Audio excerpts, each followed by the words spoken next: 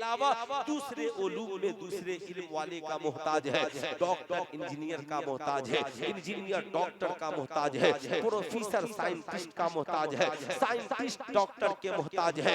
ऐसे ही पूरी उम्मत मुस्लिमा शरीयत के मामले में इन हुफ़ाज़े किराम और उलमाए इस्लाम के मोहताज है। इसलिए इस बात को याद रखिएगा, इल्म दुनिया में कोई हो इंसान को कामयाबी की दहलीज तक पहुंचा के रहता है। यही वजह है अल्लाह ने फरमाया हल यस्तविल लज़ीना यालमून वल लज़ीना ला यालमून, तुम क्या समझते हो पढ़े लिखे और जाहिल दोनों बराबर है? ऐसा नहीं हो सकता। पढ़े लिखे और जाहिल दोनों बराबर नहीं है। अरे जो जाहिल है वो जाहिल है, जो पढ़ गया वो कौम का लीडर बन गया, जो पढ़ लिया वो कौम का इमाम बन गया, जो पढ़ लिया वो कौम का रहबर बन गया, जो पढ़ लिया समाज ने उसकी इज्जत और कदर करना शुरू कर दी। इसलिए तालीम जरूरी है। लेकिन तालीम का मकसद क्या है?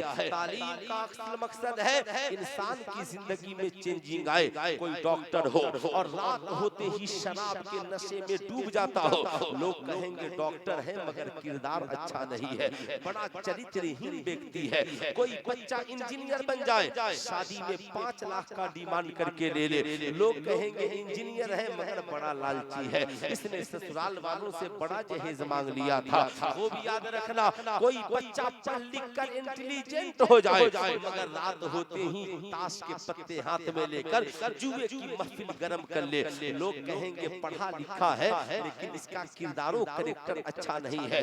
ईमानदारी से बताना मेरी कौम के शहजादों, अगर कोई लड़की इंटर बीए में पढ़ती हो, कॉलेज की सबसे हसीनो जमील लड़की हो, लेकिन शराब की नशे में डूब जाती हो, बॉयफ्रेंड को जिंदगी में जगह देती हो, दूसरे लड़कों के साथ चैटिंग करती हो, लोग कहेंगे लड़की हसीन है मगर किरदार हसीन नहीं है, कैरेक्टर हसीन नहीं है, चरित्रहीन लड़की है। इसलिए सुल्तान रज़ा कहना चाहेगा तालीम का मकसद है इज्जत की हिफाजत की जाए, तालीम का मकसद है किरदार की हिफाजत की जाए, तालीम का मकसद है कैरेक्टर की हिफाजत की जाए। इसलिए इस्लाम के शहजादे और शहजादियों, मैं ये नहीं कहता कि तुम इंजीनियर मत बनो, तुम डॉक्टर मत बनो, तुम प्रोफेसर मत बनो।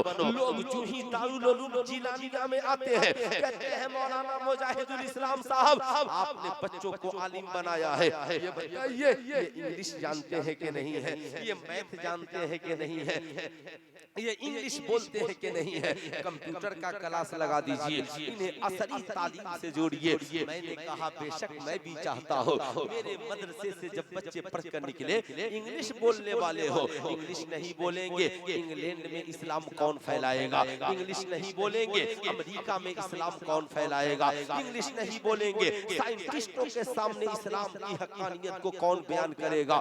बेशक हमारे बच्चों के लिए इंग्लिश जरूरी है, लेकिन आप बुरा न मानिएगा, सिर्फ मदरसे के बच्चे इंग्लिश भी यही बोले, मैथ भी यही पढ़े, हिंदी भी यही पढ़े, कंप्यूटर भी यही पढ़े, कुरान भी यही पढ़े, हदीस भी यही पढ़े, मस्जिद भी यही इबादत करे और मदरसा भी यही इबादत करे, समाज के लोगों को अच्छाई से यही जोड़े। ईमानदारी से बताइए कितने परसेंट नेपाल के मुस्लिम बच्चे नेपाल के मदरसों में पढ़ते हैं या हिंदुस्तान के बच्चे हिंदुस्तान के मदरसों में पढ़ते हैं? आप कहेंगे मौला मुफ्ती कमर रज़ा अमजदी साहब सुल्तान रज़ा 1% बच्चे भी नहीं पढ़ते। सवाल ये उठता है ये 1% बच्चे जो मदरसों में पढ़ते हैं साहब हर साल लाखों बच्चे हाफिज कारी आलिम बनकर के निकलते हैं। ये 1% जब पढ़कर निकलते हैं तो तन्हा मुफ्ती कमर रज़ा अमजदी की शक्ल में एक आलिम गांव की जामे मस्जिद में खड़ा होता है, कौम को खिताब करता है, वो बस्ती वालों शराब न पीना, वो बस्ती वालों ज़ना न करना, वो बस्ती वालों जुआ न खेलना, वो लोगों माँ के कदमों के नीचे जन्नत है, बाप जन्नत का दरवाजा है, जिस रब ने पैदा किया उसकी बंदगी करना, शराब ज़ना जुआ से दूर रहना, झूठ न बोलना, सूद न खाना, रिश्वत न लेना, सुनो दूसरों की ग़ीबत बयान न करना, कमाना तो भाई का ख्याल रखना, पड़ोसियों का ख्याल रखना। तन्हा एक आलिम जामे मस्जिद में खड़े होकर पूरी बस्ती को सच्चाई की तरफ बुलाता है, ईमानदारी की तरफ बुलाता है, भ्रष्टाचार से निकालकर मोहब्बत का पैगाम उसके सीने में मोहब्बत का चिराग जलाता है।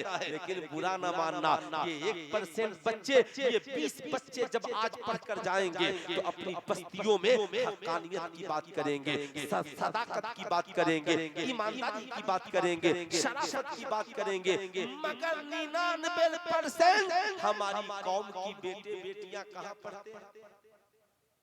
अरे बोलिए, आप लोग से पूछ रहा हूँ, स्कूल में पढ़ते हैं, कॉलेज में पढ़ते हैं? अगर मदरसे का एक बच्चा गलत निकल जाए, कल यहाँ पूरा गांव खड़ा होगा ताला लगा। बुरा ना मानिए। कहाँ है मौलाना मुजाहिदुल इस्लाम? बुलाओ, क्या पढ़ाते हैं? रहना है, अच्छा से रहिए, बच्चों पे कंट्रोल कीजिए। मैं कहना चाहूंगा, ठीक है साहब, मुफ्ती कमर अज़म जदी बता ही रहे थे, अरे शरीफ होता तो मदरसे में क्यों आता? समझ रहे हैं बात? समझ रहे हैं?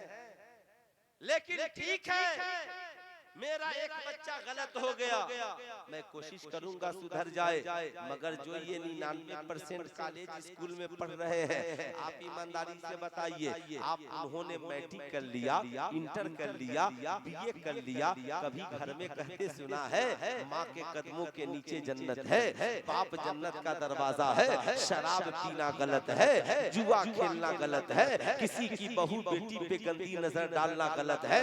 अब ये 99% जो कॉलेज स्कूल में पढ़ते हैं बेटे बेटियां, जब चाहा रिमोट दबा दिया, जब चाहा मूवीज और फिल्म देख ली, जब चाहा माशाल्लाह शराब की बोतलें पी ली, जब चाहा जना का बाजार गर्म कर लिया, जब चाहा जुआ खेल लिया, जब चाहा काठमांडू में चले गए। जलजला यूं ही नहीं आता है, जलजला यूं ही नहीं आता है। जब इंसान अपने गुनाहों से जमीन को भर देता है तो अपने मौजूद होने का वो यूं पता देता है, बस थोड़ी सी जमीन को हिला देता है। जाहिर सी बात है, याद रखना मेरी कौम के शहजादों, अभी 2-3 रोज पहले मैं एक जलसे में था, नेपाल के एक मौलाना साहब थे, बोले हजरत बहुत पहले जलजला पे आपकी बहुत जबरदस्त तकरीर हम लोग नेपाल में सुने थे, थोड़ा सा बोल देते। मैंने कहा यही तो बात है, मैं जो एक बार बोलता हूँ दोबारा उसे बोल नहीं पाता हूँ, क्योंकि आज तक मैंने कभी रट कर तकरीर का उन्वान नहीं बनाया, इसलिए गौर से सुनिएगा। अब ये 99% बेटे और बेटियां जहाँ पढ़ते हैं, वहाँ शराब भी है, वहाँ जुआ भी है, वहाँ ज़ना भी है, वहाँ पिस्टल भी है, वहाँ बम बारूद भी है, वहाँ बेहयाई भी है, वहाँ बुराई भी है। आज तक कभी आपने कॉलेज में जाकर पूछा, ओ कॉलेज के प्रिंसिपल महोदय, ओ कॉलेज के प्रोफेसर साहब, मेरी बेटी पहले बहुत इज्जत करती थी, बड़ी नेक थी, कॉलेज में आने के बाद उसका मिजाज बिगड़ गया है, अब तो शराब भी पी लेती है, अब तो सिगरेट पीते हुए आती है, अब तो बाप की इज्जत भी नहीं करती है, अब तो घर में बॉयफ्रेंड लेकर के आती है। मेरा बेटा बहुत होशियार था, कलम चलाता था, कॉपी किताब से मोहब्बत रखता था, अब तो तमचा और बंदूक रखने वाला हो गया है, अब तो बम बारूद चलाने वाला हो गया है। प्रोफेसर साहब ये क्या हो रहा है? प्रोफेसर कहेगा, ओ सुनो, हम यहाँ किताब पढ़ाने आए हैं, तेरे बच्चे को किरदार पढ़ाने नहीं आए हैं, हम यहाँ सिलेबस पढ़ाने आए हैं, हम इंजीनियर बनाने आए हैं, डॉक्टर बनाने आए हैं। अब तेरा बेटा बम चलाए तो हम क्या करें, तेरा बेटा बंदूक चलाए हम क्या करें, तेरी बेटी नाचे हम क्या करें। मगर कसम खुदा की, अगर 1% बेटे और बेटियां मदरसे में पढ़ने आए हैं तो उन्हें कुरान भी पढ़ाया गया है, साथ में नबी का किरदार भी पढ़ाया गया है। अगर 1% बेटियां पढ़ने के लिए आई है तो उन्हें हदीसें भी पढ़ाई गई है, साथ में खातूने जन्नत का किरदार भी पढ़ाया गया है। आपको मैं कहना चाहूंगा, समाज को बदलना होगा। इस समाज को अच्छा बनाने के लिए सिर्फ 1% को अच्छा बनाने से नहीं होगा, इस 99% को पहले अच्छा बनाना होगा। समझ रहे हैं मेरी बात? समझ रहे हैं ना? बात बुरी लगी? अरे बोलिए, बुरी लगी? नहीं ना लगी? ऐसा हो रहा, भाईजान को जगा दीजिए। माशाअल्लाह माशाअल्लाह, है ना। मैं भी जानता हूँ वक्त हो ही गया है सोने का, 2:15 हो रहा है, आंखें झपकियां ले रही हैं। जरा दोनों हाथों को उठाकर बोल दे या रसूल अल्लाह, और जरा जोर से बोले या हबीब अल्लाह, और जरा प्यार से बोले सुभान अल्लाह। इसलिए गौर से सुनना, सलाहुद्दीन अय्यूबी का नाम आपने सुना है। सलाहुद्दीन अय्यूबी कौन थे? मर्दे मुजाहिद का नाम सलाहुद्दीन है। वो सलाहुद्दीन जिसने मिस्र को फतह किया। आप जब उनके बाप की जिंदगी पढ़ेंगे, जब उनकी माँ की जिंदगी पढ़ेंगे, अल्लामा मुजाहिदुल इस्लाम साहब, कसम खुदा की आज मुझे ये बात याद आ गई, सुनने के बाद ईमान ताज़ा हो जाएगा। गौर से सुनना, इजाजत है सुना दूं? अरे इजाजत है। कहा था मेरे उस्ताद ने वो शेर, मेरे माहौल की हर रस्म में दिल बेदार हो जाए, मेरे माहौल की हर रस्म में दिल बेदार हो जाए।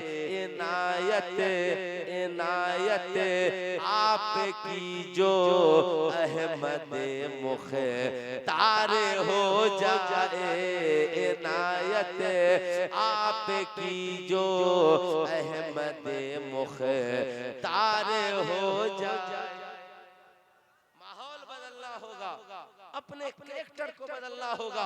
सलाहुद्दीन अय्यूबी कौन है साहब? एक गवर्नर के साहबजादे हैं। सलाहुद्दीन अय्यूबी के बाप बहुत नेक इंसान थे और नेक दिल गवर्नर के भाई थे। साहब गवर्नर ने एक रोज पूछा, भाईजान आप शादी क्यों नहीं कर लेते? कहा मैं शादी कर लेता, लेकिन मुझे एक ऐसी लड़की चाहिए जिसके पेट से एक ऐसा बच्चा जन्म ले जो मुजाहिदे इस्लाम बने और मेरे किबले अव्वल बैतुल मक़दिस का फातिह बने। अल्लाह अल्लाह, इतना सुनना था। भाई ने कहा जाओ, उम्र खत्म हो जाएगी, ऐसी लड़की तुझे कहाँ मिलेगी?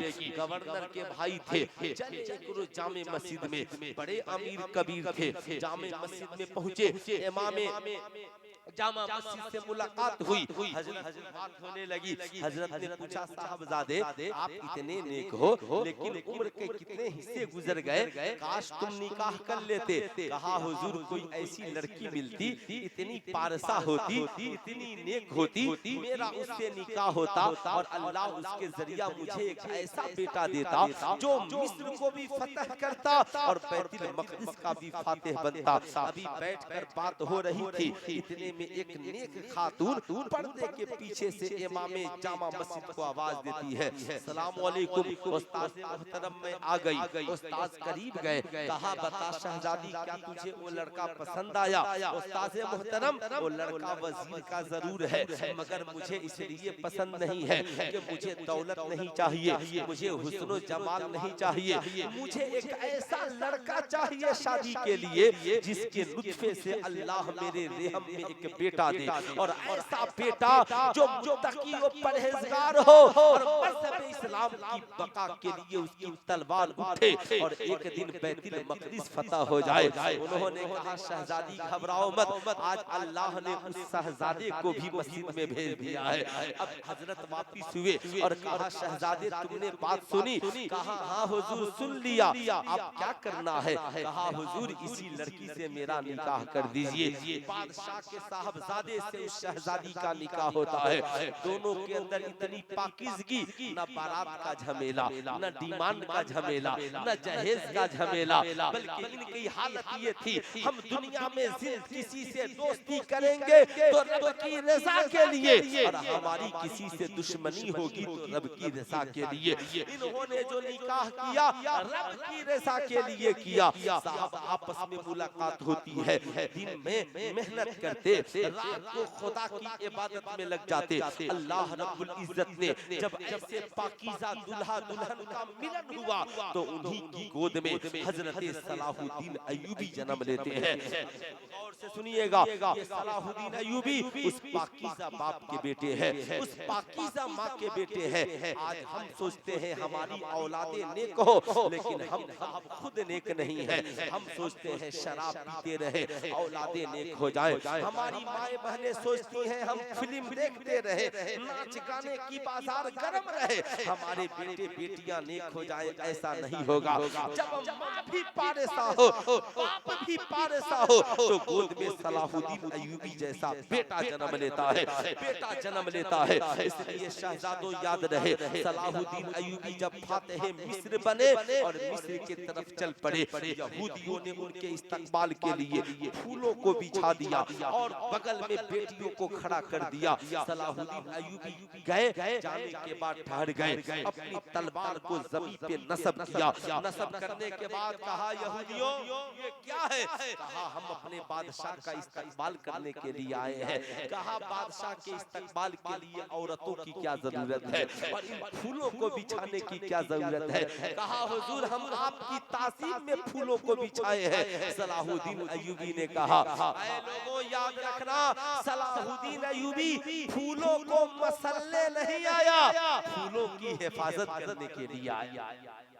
फूलों को मसलने नहीं, फूलों की हिफाजत करने के लिए आया है। सुनो, ये तुम्हारी भूल है कि सलाहुद्दीन अय्यूबी की राह में फूल बिछाओगे, सलाहुद्दीन खुश हो जाएगा। इन फूलों को उठा लिया जाए। सलाहुद्दीन अय्यूबी फूलों को उठाते हैं, उठवाते हैं और कहते हैं, इन बेटियों को मेरे महल में क्या जरूरत इन हसीन लड़कियों की? कहा, हुजूर चाय मांगेंगे चाय मिले, पानी मांगेंगे पानी मिले, खाना मांगेंगे खाना मिले। कहा, तुम क्या चाहते हो? सलाहुद्दीन अय्यूबी की तलवार इन हसीन लड़कियों की जुल्फों में उलझ के रह जाए। इन लड़कियों को मेरे महल से अपने घरों में भेज दो, इनका वजीफा मुकर्रर कर दो, इसलिए कि सलाहुद्दीन अपनी मंजिल से दूर हो जाएगा। ऐ मेरी कौम के शहजादे और शहजादियों, आज के जलसे से पैगाम लेकर जाना है। कॉलेज में पढ़ने जाते हो, जरूर पढ़ने जाओ। ट्यूशन सेंटर जाते हो, जरूर पढ़ने जाओ, लेकिन जरा अपने बाप के उस आरज़ू का ख्याल रखना। तेरे बाप ने इतने पैसे जो खर्च करके काठमांडू भेजा था, तेरे बाप ने जो इतने पैसे खर्च करके इंडिया के किसी यूनिवर्सिटी में पढ़ने को भेजा था, उसका मकसद ये था बेटा इंजीनियर बने, बेटा डॉक्टर बने, बेटा वक्त का अब बेहतरीन आलिम मौलाना मुफ्ती बने।